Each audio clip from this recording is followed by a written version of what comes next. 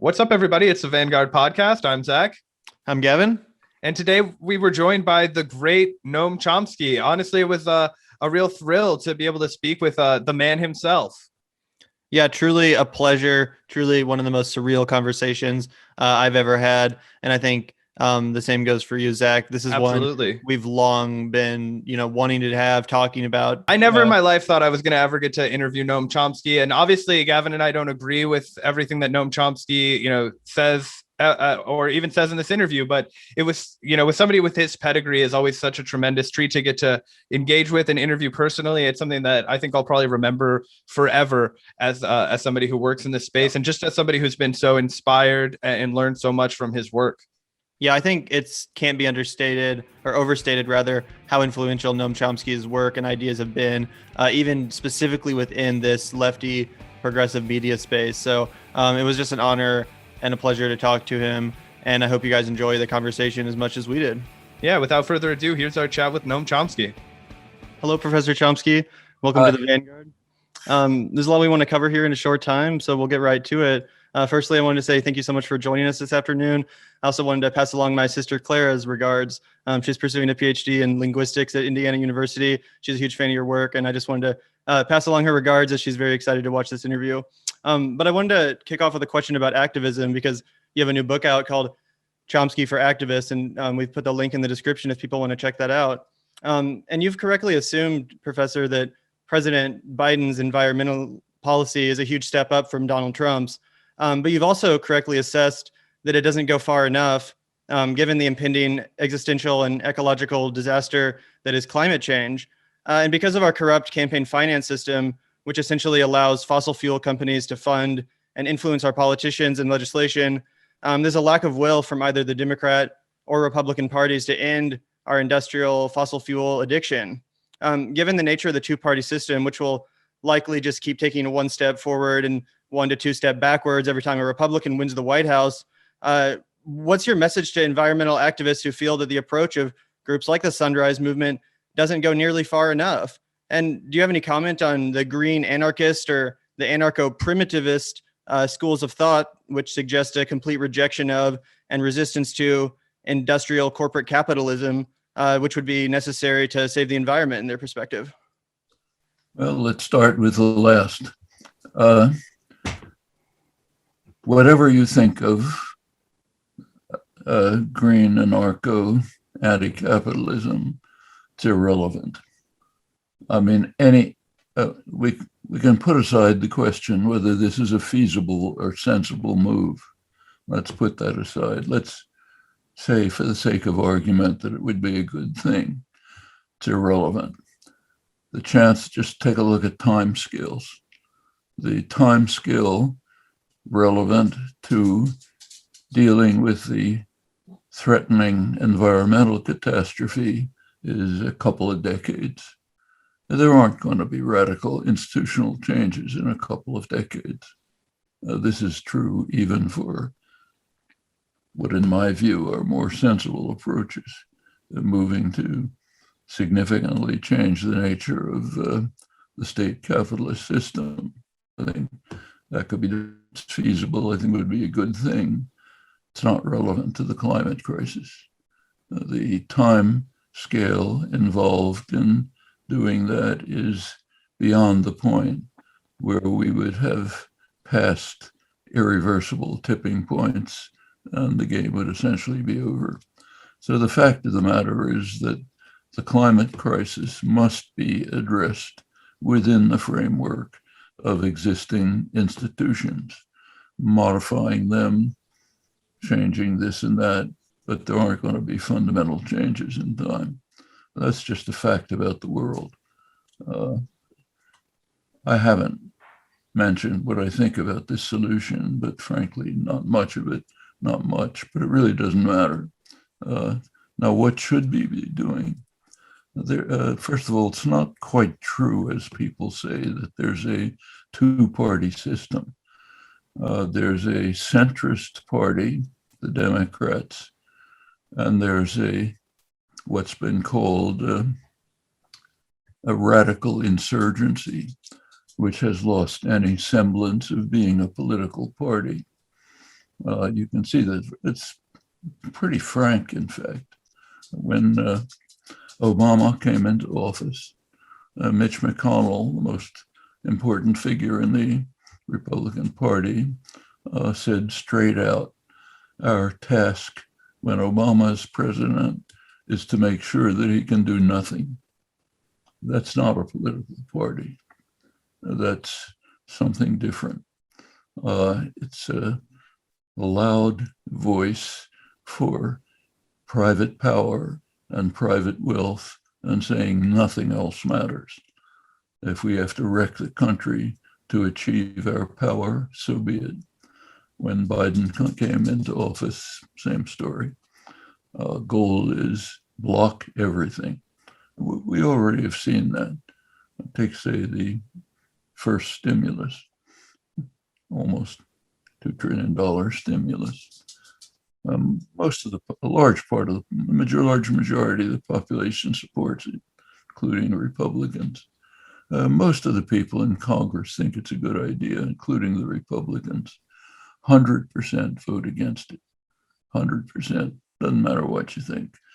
Party orders, we're kind of a caricature of the old Communist Party. Orders come from the top, from the Central Committee. We obey slavishly. Our job is to serve private wealth and corporate power, period, and block anything that prevents our coming back into power. Okay, that's not a two-party system. The Republican Party's been moving in this direction since Reagan actually still had a semblance of a political party at the time. Changed with Newt Gingrich, changed again with Mitch McConnell. So that's the situation we face. There's one functioning party. It's going to hit a wall of opposition no matter what it does until they can get themselves back into power and continue the wreckage of the Trump period, which will probably put us to an end. That's the situation. Now, what can be done with the Democratic Party? Here there's a split. Let's take climate. It's very interesting to see what's happening. Biden's program on climate is not good enough, but it's better, much better than anything that preceded. That's not because of a religious conversion. It's because of the activism of a wide range of people, most of them young, dedicated activism. Sunrise Movement, which you mentioned, carried things very far forward when they occupied Nancy Pelosi's office, got support from Ocasio-Cortez, others who came in on the Sanders wave, Ed Markey, senior Massachusetts senator who's been involved and interested in environment. They succeeded in moving some notion of Green New Deal from the fringe, where it was ridiculed, if even mentioned, to the center of the legislative agenda. It's a big step, not a complete step, but a long one. You take a look at, and it shows Biden climate policy. Now there's a battle going on. The party managers, the Clintonite, Wall Street oriented, centrist party managers whose conception of the party is a party of Wall Street and the affluent professionals and so on. They don't want this. And they're holding back. You could see it right through the presidential campaign. If you looked at the Democratic Party website, as I was doing regularly, there was a switch on climate up to a certain point, say roughly late August. It was Biden's program. And then it disappeared. Not on the inside, but you can guess. Party managers probably didn't want it. That's not Wall Street's. And that battle's going on. Now, one side doesn't stop.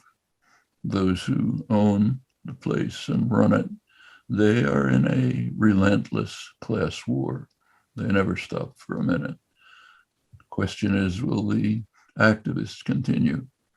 If they do, they can make a difference, as they have already. You look at Biden's program, it does call for what is needed, namely ending fossil fuel use by mid-century, which means taking significant steps right now. However, the means by which it calls for doing this are the ones that benefit the fossil fuel companies, the banks, and so on, namely by hoping to create means, new technological means to draw carbon dioxide out of the atmosphere. Well, there's nothing wrong with working on that, but that's not what's needed. What's needed is ending the use of fossil fuels. Fossil fuel, like ExxonMobil now, is presenting itself as a green company. Trust us, we're going to do it for you. How are we going to do it for you? By maximizing the use of fossil fuels and funding some long-term project to get it out of the atmosphere after we've poisoned it. Okay, as I said, it's worth working on that, but that's not the issue. It has to stop using it. Meanwhile, if you take a look at what's happening with the oil prices going up, the fracking industry's getting back into the game, and they're making use of the Trump destruction of regulations, so they're not burning off methane when it comes out, pouring it into the atmosphere, sharply increasing. That's a death sentence. It's not as long term as carbon dioxide, but it's much more dangerous in the short term. And they know how to stop it, but it's just you don't make enough profit that way. Okay, if that's what's going to drive policy, we're finished. It's not necessary. There are feasible means to deal with it, but it's going to take a lot of hard work internal to the Democratic Party. Now, the Republicans aren't lost. If you look at younger Republicans, millennials so-called, they're sort of moving towards moderate sanity on this issue, and they can be reached, and other segments can be reached. So it's not a lost cause. One shouldn't give up on it, but I think we should face the reality of the situation, and we should put aside ideas that are right or wrong, out of range of the kind of thing that has to be done.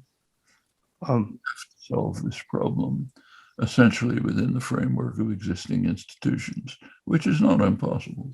That doesn't mean you stop trying to change the institutions. It's parallel action. One of the things that it seems to me that is going to be absolutely necessary to solve the climate crisis is going to be an effort, an amount of global solidarity, as this is a global crisis. But one of the things that I've noticed recently is it seems there's a concerted effort in the media to drum up a sort of a new Cold War, not just with Russia, but with China, two of the nations of which we're going to have to cooperate the most in the future. And I wanted to kind of get your opinion on that and see if you could maybe talk about why. And I'm also wondering to what extent, if any, if you think this is what's been the cause of the surge in coverage that China's been getting in America, very critical of their treatment of Uyghurs. There have been a lot of challenges on the left to, I'm wondering, maybe not mitigate the suffering there, but to kind of draw back the hype and the fact that it's getting so much media attention as compared to a lot of the things that the U.S. is currently perpetuating. And I'm just wondering if you think that that's to drum up conflict with a country like China in the future. Drumming up conflict with China and Russia is beyond lunacy. For one thing, we can't have a conflict with them. If you look at the U.S. nuclear strategic posture, Jim Mattis's program 2018. If you read between the lines, it's essentially saying we have to be prepared for a war against both China and Russia. It's total insanity. You can't have a war with China or Russia, let alone both of them. That's the end of the world. There's no such possibility. You can't have wars between major nuclear states. I mean, it's not even within the realm of possibility. It means destroying everything. So to be prepared for destroying everything there's no word for it. Lunacy doesn't capture it. So what's needed is exactly what you say: cooperation, lessening of tensions, and also asking some questions. Like there's, as in the media, commentary, journals, there's almost unanimity about the threat of China. Well, there's a rule of thumb that's worth keeping in mind. When there's unanimity on some issue that's more complicated than 2 + 2 = 4, bulb should go off in your brain saying something's wrong. You can't have unanimity on complicated issues. So what's going on? What's the scam? And then ask yourself, what exactly is the threat of China? Try to figure it out. I mean, I've asked people in the mainstream, they can't say. I mean, there's a lot of bad things about China, a lot of bad things about many countries, including us. But are they a threat to us? Is that a reason for not moving towards cooperation where we have to? Global warming is one case where we have to. It's not the only one. Every one of the major problems we face is international. The pandemic, the next coming pandemic, which is very likely, they don't have any borders. Nuclear weapons have no borders. Heating environment, of course, has no borders. These have to be dealt with internationally, and we're not doing it. In fact, we're moving in the opposite direction, not just building up confrontations needlessly. It's not the way to proceed.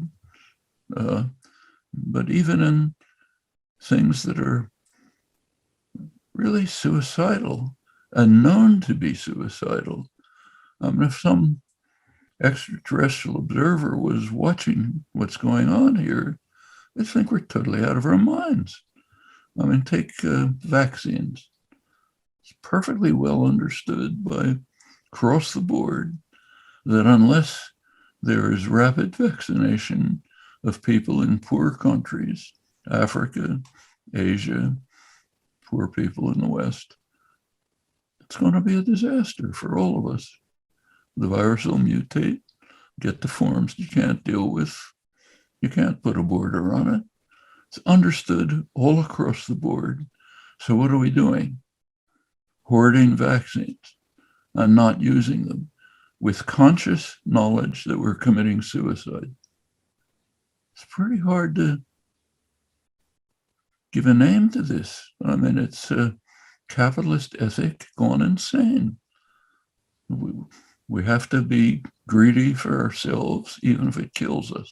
And we know it's killing us. Okay. Now take, say, the United States, what we're concerned with. Happens to be a big excess of vaccines. For one reason, because the FDA hasn't given authorization for AstraZeneca. Okay, so huge, massive vaccines. What are we doing with them? Well, Biden did take a step. He started giving some of them to other countries. Which countries? Canada, which is the world champion on overstocking of vaccines. They have more vaccines than they could use in 50 years. So let's give them vaccines. Mexico.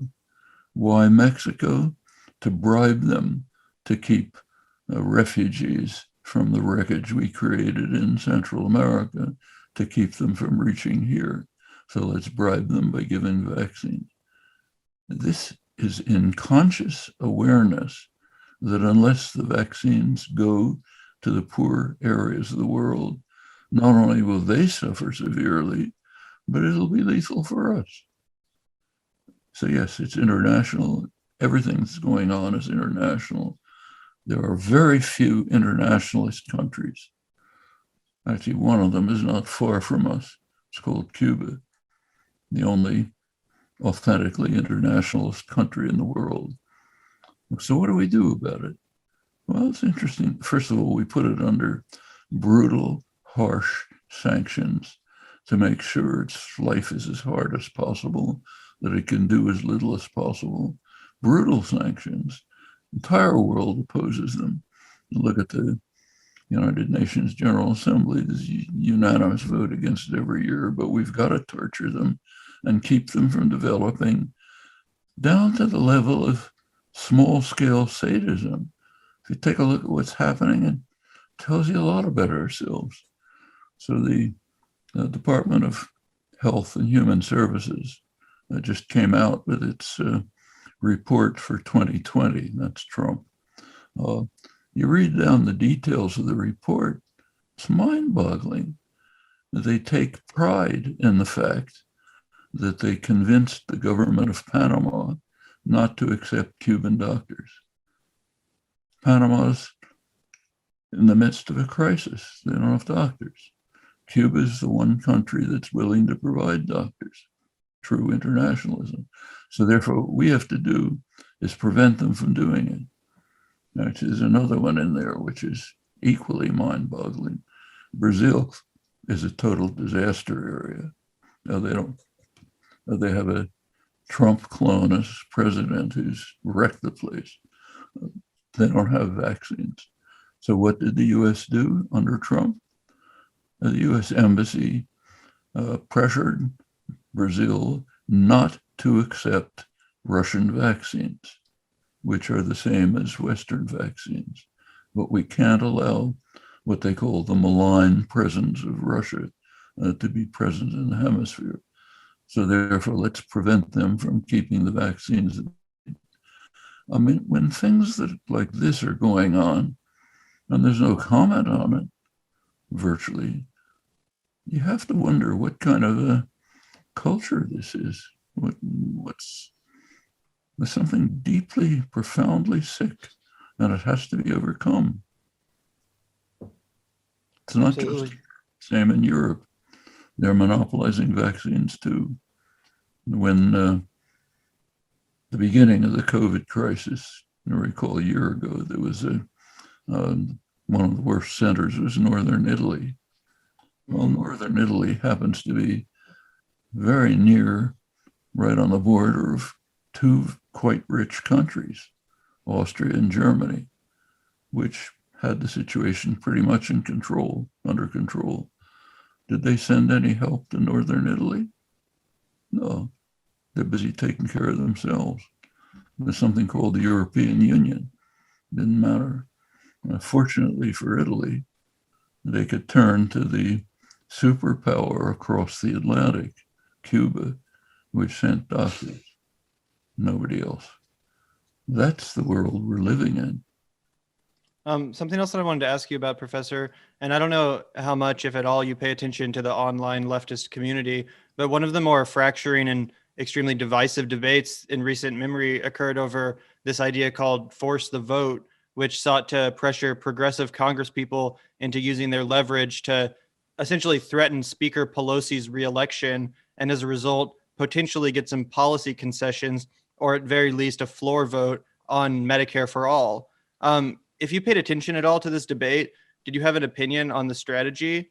And do you think that elected progressives, congresspeople like Alexandria Ocasio-Cortez or Ro Khanna, who believe in policies like Medicare for all and a Green New Deal, have a responsibility to be fighting to push President Joe Biden and his administration even harder by using their leverage in instances like this, or to hold up key bills in order to get policy concessions? Let's take a look at the real world, not a dream world, the world we live in. Suppose you manage to push Pelosi to say, let's have a vote on Medicare for all. And in the Senate, push Schumer to have it. We know exactly what's going to happen. 50 Republicans will vote against it. A large number of Democrats will vote against it. 2, certainly, Manchin and Sinema, probably plenty of others. So what we're saying is, let's do something to be defeated. Is that a strategy? I mean, it's nice to say, I want this, but we're not children. who say, I want this piece of candy. I'm going to ask for it even if I'm going to be locked up in my room. If I could explain the logic just a little bit further, I think the thinking was, during this global pandemic, when all the other countries around the world have offered this, essential human right to their citizens in the tax-paying industrial countries, the idea might have forced a discussion, almost a conversation to be had around our government's lack of insurance, our lack of, universal coverage, especially during this key moment. And while it may have ultimately died, some people thought that it was very essential to have that record of which senators and which Congress people voted against it. That way we could proceed accordingly in re-election, primary and those elected officials, so we know where they stand with the insurance lobby or with the people that need insurance in a global pandemic. That was the thinking. Yeah, that's fine. We can press Congress people to take a stand, but not by a tactic that says, let's try to lose. If you want to do it, what you go is do what Sunrise Movement did. Go after the Congress people, say, we want you to come out with a strong statement about what you think about Medicare for all, meaning what every other country has. Okay, that makes sense. And then you get them on record. They have to face their constituents. You begin to organize among their constituents, educate among them. But most of them, they may say we support it, but we don't know what that means. And when it comes to, in fact, we do know what it means. What it means is, yeah, I'd like to have it, but it's pie in the sky. Because if we get it in any form, we're going to lose our insurance policy. I won't be able to see my doctor. You get a ton of propaganda coming from the insurance, the financial institutions, and it kind of overwhelms the little bit of organizing that's done. There's plenty of experience with this. We're not living in take Massachusetts, where I lived most of my life, most liberal state in the country. In fact, it initiated under Romney, actually, some limited form of care. Year after year, there was a referendum called in Massachusetts saying for universal health care. At the beginning, enormous support. Then the propaganda starts. Television slots about the Harry and Louise or whatever it was, talking about how we're going to not be able to see a doctor and they're taking our insurance away and on and on. And it's going to, in fact, you get exactly what you got with Sanders. As soon as he started talking about it, all the liberal media pounced on him. You had interviews with Sanders. They're interesting to look at. And a liberal reporter would say, how are you going to pay for it? What's it going to cost?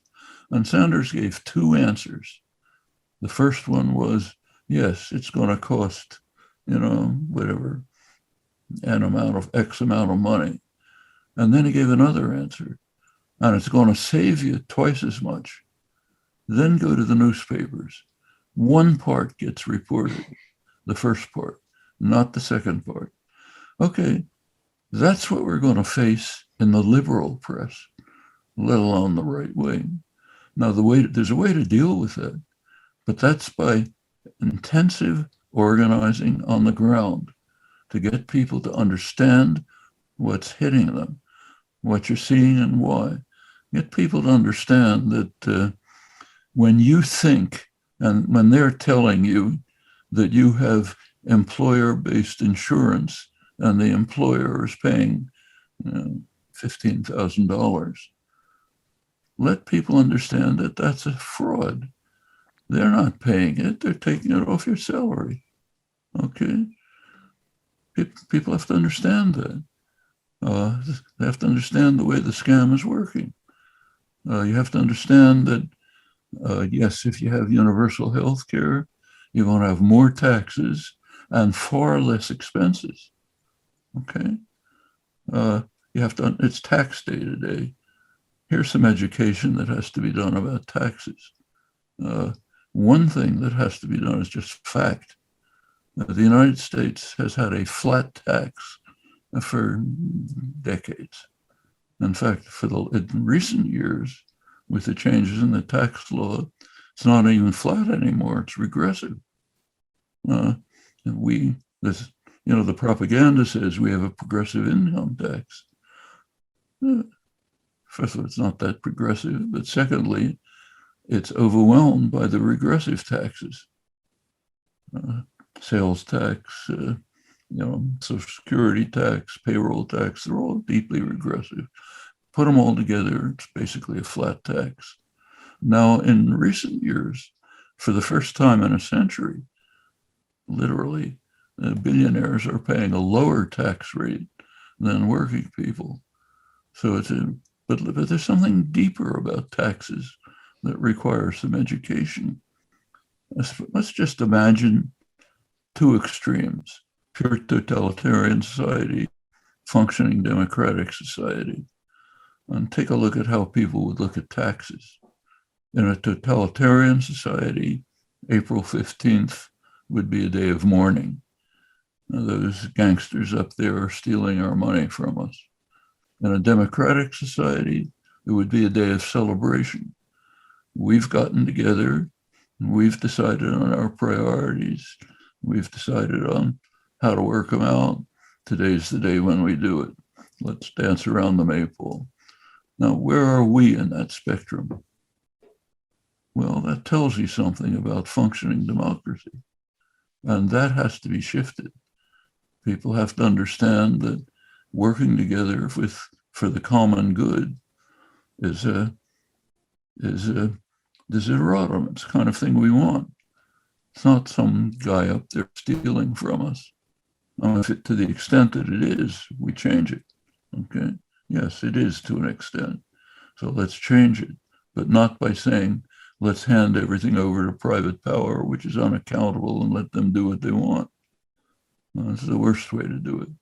So all this requires on the ground education and organizing to withstand the avalanche of propaganda that's going to come if you just say, let's have universal health care.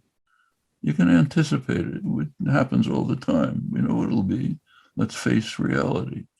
So yes, it's a good idea, but you have to find the kinds of tactical methods that will, in fact, achieve the goal, not just dig the problem in deeper. Professor, one of the main challenges that you highlighted in that response was the role that the media is going to play to obviously slander any kind of positive developments that the left is able to accomplish. And we've seen that time and time again. We've also seen the mainstream media will, as you've pointed out countless times, just completely malign or force out of the conversation anybody that they don't want to engage with. And I was wondering if you had any thoughts on the rise in the Substack model of journalism, with journalists like Matt Taibbi and Glenn Greenwald and other abandoning the traditional newsroom model and instead opting for this backpack model where they are directly publishing to their readers. Do you think that this will have an effective way of piercing media narratives, or do you think that something more crucial is lost by abandoning the newsroom model of checking, fact checking, and that sort of thing? Well, there's two questions to ask. One is what's being done with these opportunities. So you can have the Substack model, and you'll have can't even think of his name, the guy on Fox News now, the big shot. You'll have him take it over. You'll have the new version of Rush Limbaugh take it over. Okay, that can happen. The second point is, notice that these are commentary options, not news gathering. The people who write there don't have bureaus in Karachi or in Germany. They're not collecting the news. Okay, they're not what they're doing is taking the news that comes in through the mainstream media and other sources, which you can look at. You can look at other journals and so on, and they're commenting on that just the way I do. I don't have a reporter in Africa, let's say. And if I want to learn about what's happening in, say, French West Africa, There are ways to do it. You can go to the left press, where they do have third world correspondents who are there to tell you what's going on in, say, Mali. In fact, there was a good article by Ramzi Baroud about that recently. Oh, you can read the New York Times, as I do, and you get a fair sense of much of what's going on in the world. But you're not creating the news yourself. Okay, if I were to have something on Substack, or if I have given an interview in Truth Out, I'm not creating the news. I'm taking what's around there. So the sources of news remain basically the same, with all the filtering and the shaping and the options and so on. You can compensate for it. Take Sanders again. As long as he was running, the media were almost 100% against him, trying to destroy his seat. But he made it. It was an amazing success. Take a look at his position right now. He's got one of the most powerful positions in the Senate, chair of the Budget Committee. He's got powerful forces, popular forces behind him. People like Ocasio-Cortez were able to come into Congress on the wave that was built very substantially by the Sanders movement. The Sanders movement is a large part of the Progressive International, the newly formed international organization that's trying to bring together progressive forces around the world to do something. Well, that's how things happen. The media didn't like the anti-war movement in Vietnam. You had to fight it tooth and nail, but it finally made it. They didn't like the civil rights movement. And when it started moving to the north, they hated it. And Martin Luther King was pretty much destroyed, even by the liberal media, up to his assassination. But nevertheless, things break through. That's what activism is about. Change the basis by which things are happening. In fact, even take the New York Times. I mean, it has commentary today of the kind you couldn't have imagined 5 or 10 years ago. People like Jamel Bowie, for example, who was writing like that 10 years ago, 20 years ago. I mean, take the 1619 Project in the New York Times. Would have been unimaginable a couple of years ago. Well, these are all the effects of changes that are taking place. That's how things happen. That's the point where you can move. You're not going to convert the institutions by convincing them. You're going to pressure them by things that are happening, just as like what happened with Biden's climate program. That's where our strength is. Our strength is with people, not with powerful institutions. It's just like you don't go to the office of J.P. Morgan Chase and talk to Jamie Dimon and say, hey, you ought to do something about climate change. He knows everything you're going to tell him, but he has other priorities, like making more money. So you're not going to convince him. You can change things on the ground so that J.P. Morgan Chase faces what they call reputational risks, their term for saying the peasants are coming with the pitchforks, we better do something. And then they begin to do something. Not enough, but something. And then you keep at it. That's the way change takes place. And when you're thinking about, tactics aren't a sort of triviality that we put on the side while we think about big things. You want to get anything done, you have to think very seriously about the kinds of tactics that work.